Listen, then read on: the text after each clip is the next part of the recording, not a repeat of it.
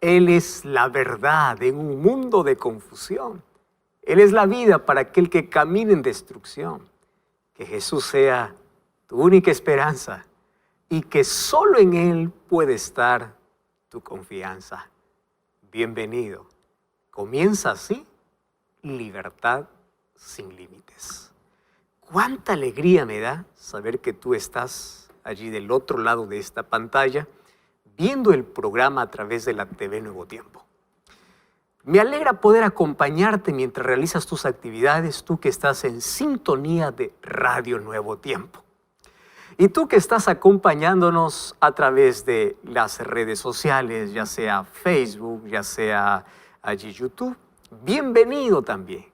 Yo no sé en qué país tú te encuentras, pero siéntete abrazado en este momento porque estamos juntos una vez más para poder descubrir lindas promesas que Dios tiene para nuestra vida a través de su palabra.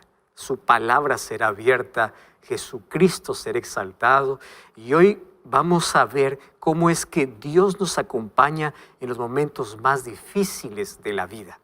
Por eso, tú puedes comunicar a tu familia, a tus amigos que ya comenzó el programa. Allí ponte cómodo y si estás en las redes sociales puedes compartir. Ya sabes que nos encuentras en Facebook como facebook.com/Libertad Sin Límites y en Instagram como @Libertad Sin Límites. Allí puedes encontrarnos y vamos juntos día a día comprendiendo el maravilloso amor que Dios tiene para nuestra vida. Desde aquí, una vez más, mi gratitud a Dios por permitirme entrar hasta tu casa, allí en la sala, en el cuarto, en la cocina, no sé dónde estás, o mientras estás viajando, si tú estás sintonizando el programa a través de la radio.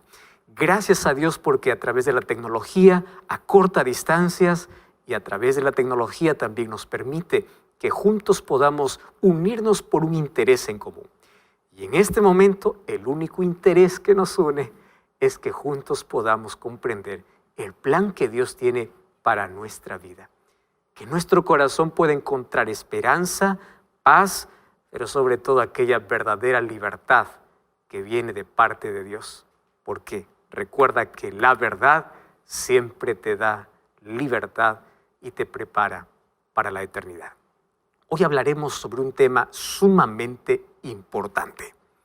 Así que quiero que te sientes cómodo, quiero que tú puedas tomar un lápiz, si es que está allí a tu disposición, también un cuaderno, alguna hoja, algún apunte, porque hoy voy a abrir la Biblia para poder repasar lindas promesas que nos van a ayudar en los momentos más difíciles de nuestra existencia. Cuando pasemos por aquellos desiertos que parecen interminables, por aquellos desiertos de sufrimiento, de dolor, de incógnitas, de tantas preguntas. Sí, cuando pasemos por esos desiertos, vamos a recordar aquellas lindas promesas de Dios.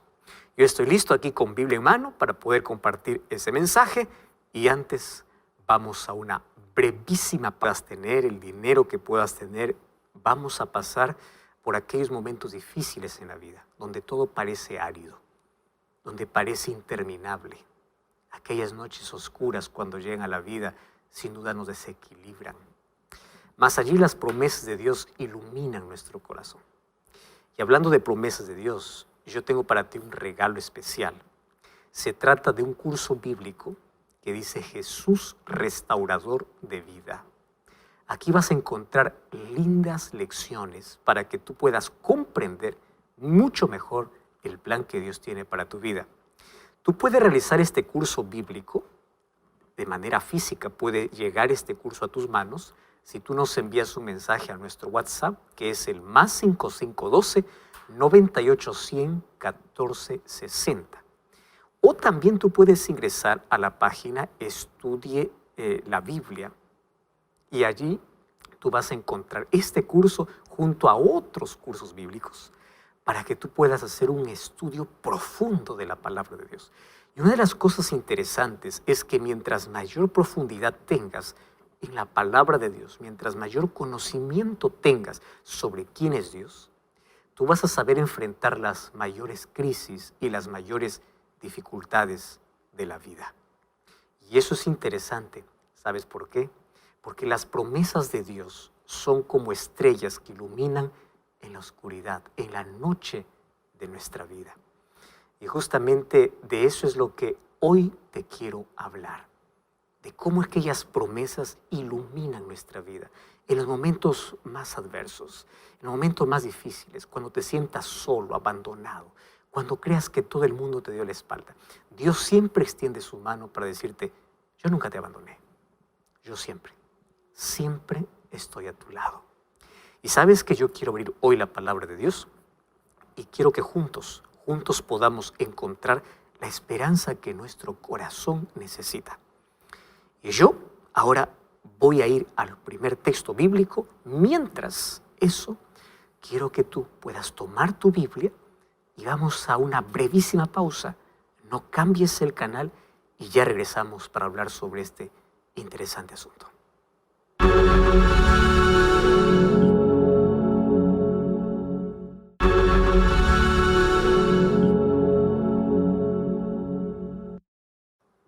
Cada vez que nosotros escuchamos la palabra desierto, lo primero que viene a nuestra mente es que un desierto es sinónimo de hambre, de sed, de frío, de calor, de peligro.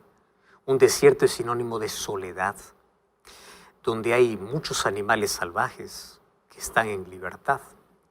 Desierto sería un peligro inminente. Primero porque es un lugar donde el agua es escasa, no hay agua, y donde puede ser sorprendido por cualquier serpiente venenosa. Así que esto representa peligro para la vida. En la Biblia nosotros también encontramos que habla de desiertos. Por ejemplo, Jesús, después que fue bautizado, él fue llevado para el desierto. Y dice que allí fue tentado por el diablo. Para Jesús, el desierto es sinónimo de tentación, como también de victoria, porque allí derrotó a Satanás. En la Biblia, yo también encuentro otros grandes hombres que fueron llevados al desierto. Uno de ellos, por ejemplo, fue Moisés, que cuando huyó de Egipto fue para el desierto por 40 años. Él se acostumbró a la vida en el desierto. Y fue allí que Dios le llamó mientras estaba en el desierto por una zarza que ardía y no se quemaba. Y él se acercó para poder ver de qué se trataba y allí Dios le dio una misión. Otro hombre es Elías. Elías, después de haber hecho grandes cosas en el nombre de Dios, él tuvo que huir al desierto de miedo de una mujer llamada Jezabel que buscaba quitarle la vida. Y él estuvo caminando como 40 días en el desierto. Y claro que él estaba angustiado. Él incluso quería morir. Él entró allí en un cuadro de depresión. Y más Dios le fortaleció, Dios le ayudó y Dios finalmente lo sacó de ese desierto. En el caso de ellos, desierto es sinónimo de dolor, de sufrimiento y es sinónimo de aquello que Dios permite en la vida para enseñarnos lindas lecciones. En el desierto aprendemos a confiar. Y sabes, una de las cosas interesantes es que en el desierto ellos aprendieron a ser mejores. Pero sobre todo, ellos en el desierto aprendieron a oír nítidamente la voz de Dios. Y esto yo quiero resaltar. Porque en la Biblia nosotros encontramos un texto bíblico que expresa claramente el propósito por el cual Dios nos conduce muchas veces por el desierto de la vida. ¿Sabías que existe un texto bíblico donde habla sobre el propósito de los desiertos? Mira lo que dice el libro de Oseas, capítulo 2, versículo 14. Yo quiero que subrayes este texto. ¿Correcto? Es un texto corto, pero tan significativo. Oseas capítulo 2, versículo 14. Dice así: pero he aquí que yo la traeré y la llevaré al desierto. Es Dios quien está diciendo, yo lo llevaré al desierto. ¿Para qué? ¿Para qué la voy a llevar al desierto? Pues yo lo voy a llevar, dice Dios aquí, para hablar a su corazón. Voy a leer una vez más el texto porque es tan interesante. He aquí yo la traeré y la llevaré al desierto para hablar a su corazón. ¿Sabes que el desierto tiene un propósito? Y el propósito es que Dios quiere hablar a nuestro corazón. Así que cuando tú seas conducido al desierto de soledad, de enfermedad, de tristeza, de angustia, de problemas, recuerda que no es para destruirnos, no es para matarnos, es para purificarnos. Pero sobre todo es para poder escuchar con nitidez la voz de Dios. Porque en medio del ruido de esta vida hay tanta interferencia que nos impide escuchar la voz de Dios. Hay tanto ruido, hay tantas voces que tú no puedes sintonizar de manera clara. Tú no puedes escuchar de manera clara. Entonces Dios dice, yo te traeré al desierto, porque en el desierto ninguna otra voz va a silenciar la mía. Allí vas a escuchar perfectamente lo que yo quiero decirte y lo que yo quiero hacer contigo. Yo quiero que tú me escuches. Sabes que en la Biblia yo encuentro la experiencia de un gran hombre que fue preparado por Dios para ser rey en Israel. Sin embargo, antes de llevarlo al palacio, ¿a dónde crees que lo llevó Dios? Al desierto. Y él pasó por 5 desiertos en su vida. Solo que estos 5 desiertos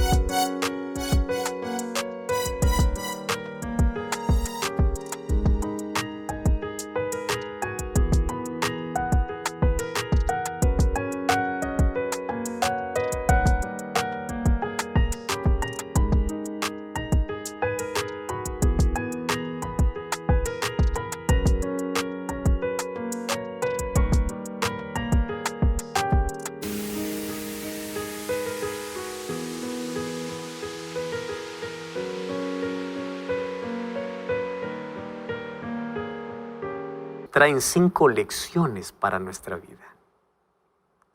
Sabes que cuando Samuel ungió a David, no le fue entregado de inmediato el reino. Él tuvo que aprender a esperar.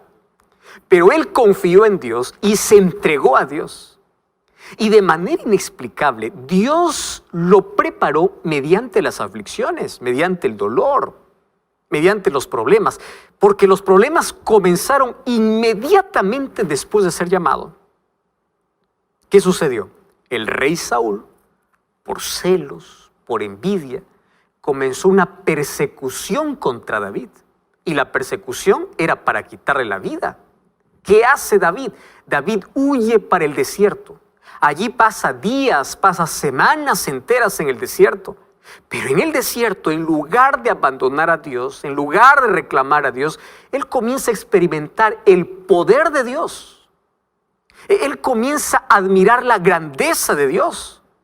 Y allí desde el desierto él escribe varios salmos donde claro que expresa sus sentimientos. Si tú lees varios salmos, él expresa, Señor, tengo tantos enemigos, estoy rodeado de enemigos, destruye mis enemigos. Lo expresa como cualquier ser humano lo expresa, pero al mismo tiempo expresa la grandeza, el cuidado y el poder de Dios. Y vamos a ver cuál fue el primer desierto por el cual él pasó. Primera de Samuel capítulo 23, versículo 15. Mucha atención aquí. Primera de Samuel 23, 15. Viendo pues David que Saúl había salido en busca de su vida, se estuvo en Ores, en el desierto de Zif. ¿A dónde fue? Al desierto de Zif. Bueno, el asunto es que dieron aviso a Saúl que David se encontraba en una ciudad llamada Keila. Entonces Saúl fue para encontrarlo y claro, ese encuentro era para destruirlo. ¿Qué cosa hace David? David huye para el desierto. ¿Cómo se llama ese desierto? Zif. No te olvides ese desierto. Desierto de Zif. ¿Qué significa Zif? Cuando vamos a los idiomas y su significado, al idioma original, en este caso es el hebreo, Zif significa brillo y significa, o también puede significar gracia, brillo. Entonces, Dios lo lleva al desierto para darle brillo y para que él entienda su gracia. Es difícil aceptar, pero muchas veces Dios nos va a llevar a nuestro propio desierto de Zif para mostrarnos su gloria, para entender su gracia y para llenarnos de su gracia. Sabes que en el desierto más árido de la vida, tú aprenderás a llenarte de la gracia de Dios y su brillo se reflejará en tu vida. Y es lindo porque allí tú vas a experimentar el perfume de la gracia. Y a mí me gusta mucho esta ilustración porque el apóstol Pablo incluso dice que nosotros llegamos a ser olor grato. Tú no puedes ser olor grato para los demás, ni siquiera para Dios, si no tienes un encuentro real con Dios. Para que tú puedas oler bien, tienes que pasarte el perfume. Para que la gloria de Dios se refleje en tu vida, tienes que experimentar esa gloria. Y esa gloria se ve con nitidez y con claridad en el desierto. Y sabes que es interesante que cuanto más estés cerca de Dios, el perfume de su gracia va a estar en su vida. Y tú vas a ser grato olor para los demás. Y serás la luz del mundo porque estás en contacto con la luz que es Cristo. Y reflejarás la gloria de Dios. Pero fíjate, comienza con dificultades allá en el desierto de Zif. Y hay un segundo desierto.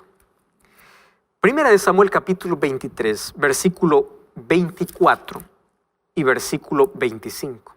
Y dice así: ellos se levantaron y se fueron a Zif delante de Saúl, pero David y su gente estaban en el desierto de Maón, en el Arabá, al sur del desierto. Y allí fue Saúl a buscarlo. Este segundo desierto tiene un nombre extraño, ¿no? Maón. Y Maón también no tiene un buen significado. Más o menos se pronuncia de la misma manera que casa de pecado.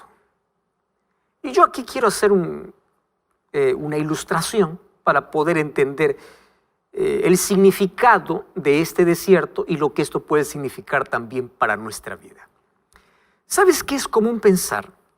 Que cuando pasamos por una dificultad en la vida, las personas comienzan a juzgarte diciendo: tú estás así porque estás en pecado. Y nosotros ya hablamos aquí un tema específico sobre el sufrimiento. Y ya vimos que el sufrimiento no siempre viene como consecuencia. Aun cuando gran parte de ese sufrimiento es el resultado de nuestras decisiones.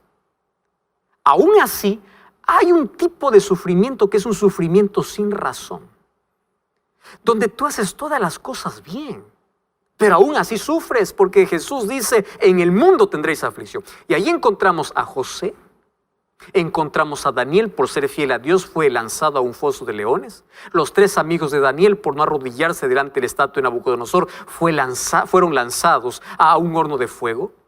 El sufrimiento por causa de hacer el bien.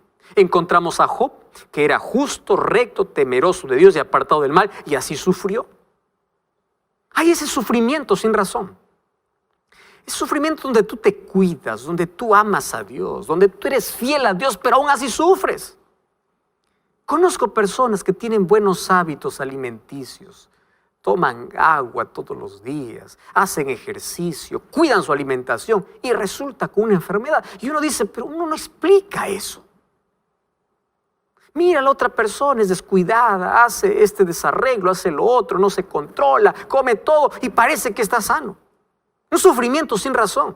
Hace algún tiempo, una persona me decía, pastor, yo no puedo entender, soy fiel a Dios, nunca fumé un cigarrillo en mi vida y hoy estoy con cáncer al pulmón. Y conozco un vecino que fumó toda su vida y parece que no tiene una molestia en el pulmón. ¿Cómo explicas el sufrimiento sin razón?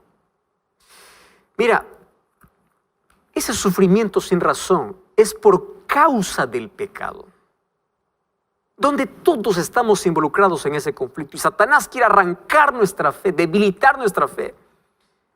Pero junto a eso hay un sufrimiento por causa de tu fe. Jesús dice así en Mateo 10:22, por mi causa seréis aborrecidos. Por mi causa. Y yo conozco tantas personas que pasan por desiertos en la vida por honrar el nombre de Dios. Estoy hablando para ti que fuiste despedido de tu trabajo por ser fiel a Dios. Y hoy estás caminando por ese desierto, el desierto de Mahón. Estoy hablando para ti que fuiste echado de tu casa, desheredado por causa de tu fe. Tu familia te dijo, si tú abrazas esa religión, si tú abrazas esa iglesia, no más cuentes con nosotros. Y es por causa de tu fe.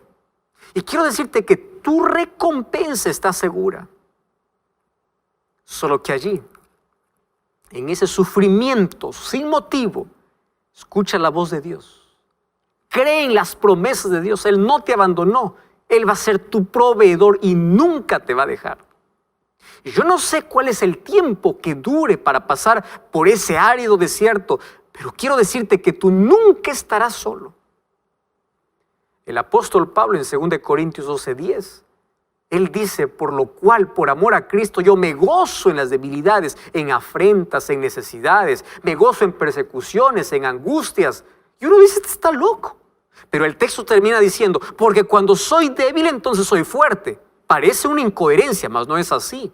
Porque cuando estamos conscientes de nuestra debilidad y permitimos que Dios nos llene con su poder, entonces llegamos a ser mucho más fuertes de lo que pudimos haber sido dependiendo de nosotros mismos.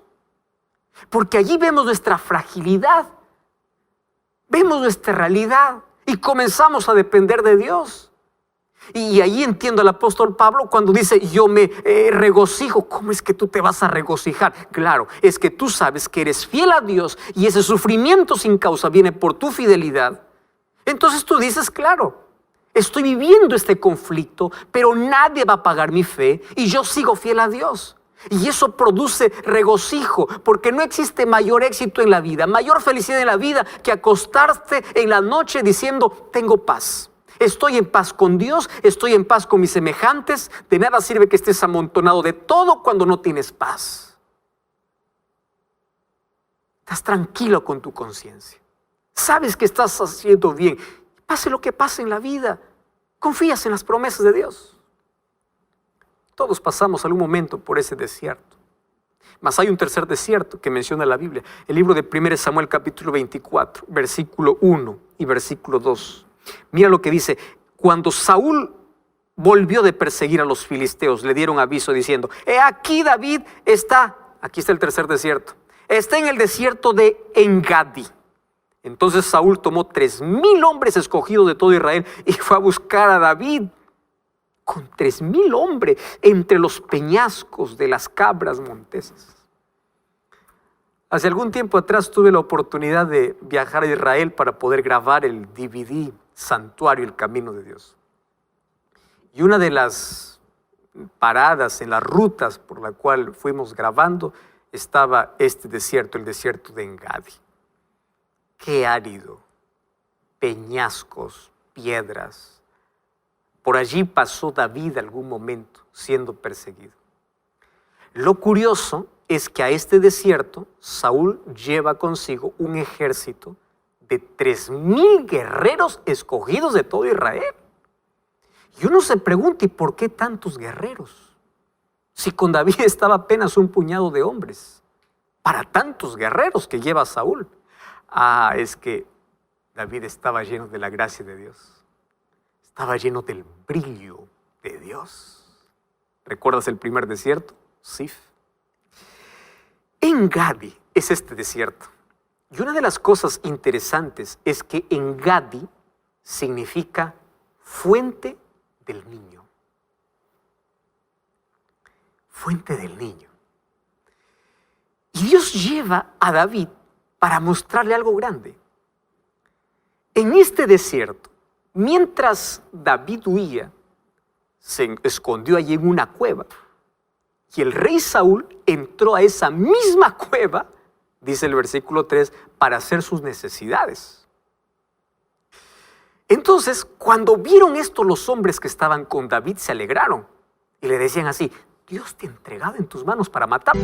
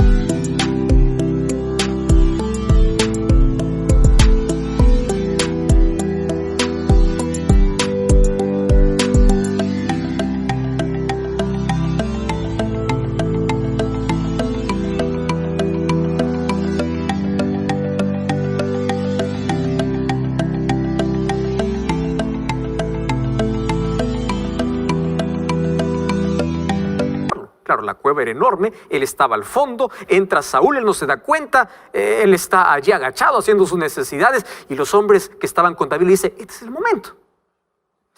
Solo que Dios le estaba enseñando una cosa a David, que él tenía que ser como un niño, que él tenía que ser diferente a Saúl, porque mientras Saúl buscaba matarlo, David debía mostrar el brillo que Dios había colocado en su vida, el perfume del cielo, que es el perdón. Imagínate, tú encontrando a tu enemigo que te está por quitar la vida, ¿lo dejarías tranquilo que él vaya si es que tienes la oportunidad de hacer algo contra él? Eso solamente puede ser un niño. En Gadi significa fuente del niño. Saúl trataba de matarlo. Y aun cuando Saúl estaba en pecado y en rebelión contra Dios, David seguía respetando la posición que tenía como rey ungido de Dios y decía: no permita Dios que yo toque al ungido. Lo que Dios estaba haciendo de David era un rey diferente. Por eso es que lo llevó a este desierto que significa la fuente del niño. Y es por eso que David tiene uno de los títulos más hermosos que yo puedo encontrar en la Biblia. Hechos capítulo 13, versículo 22, dice que David era un hombre conforme al corazón de Dios. Y allí dice: porque Él hará lo que yo quiero. Él no dio un descontrol a sus emociones, permitió que Dios pueda controlar. Mientras que Saúl buscaba a David para matarlo, David le perdonó. Solo que cuando Saúl salió de la cueva, David salió dando voces allí detrás de Saúl. Incluso se inclinó allí en tierra en señal de respeto y reverencia ante el ungido de Dios. Y Dios allí le dio un corazón perdonador.